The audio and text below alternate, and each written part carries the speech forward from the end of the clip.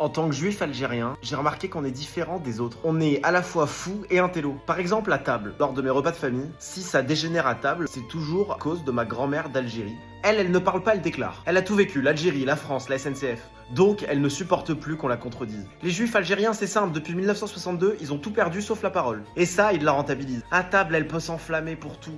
L'autre jour, la discussion partait d'un sujet anodin. Le poulet, est-ce qu'on met le citron avant ou après la cuisson? Elle a fini en larmes, en criant de toute façon, De Gaulle nous a trahis. Ensuite, les juifs algériens, donc ils veulent tout intellectualiser, c'est un peu les intellos des juifs séfarades. Et alors, quand tu rajoutes l'origine algérienne et mon père qui est spirituel, il s'est découvert une passion pour la signification des chiffres. Il veut que le nombre d'entrées à Shabbat corresponde à un chiffre divin. Donc évidemment, chez les juifs, c'est 26. On est 3 à table, il faut 26 plats. T'as des salades, des tapenades, des trucs non identifiés. On dirait qu'il nourrit les 12 tribus. Et comme il veut tout faire bio, c'est devenu un enfer. Le kasher bio, c'est aussi rare qu'un bon plat ashkénaze. Alors il fait tout maison, mais il a pas le temps, donc moi j'aime bien le tester. Je lui dis, papa, aujourd'hui, ce soir, il y a que 25 entrées. Et là, il se crispe, il se lève, il court dans la cuisine, il sort 3 cacahuètes, il les met dans un bol, et il crie 26. Non, papa, des pistaches dans un ramequin. C'est pas une entrée, c'est un aveu de faiblesse. Dites-moi les autres Algériens si vous avez observé ces mêmes caractères.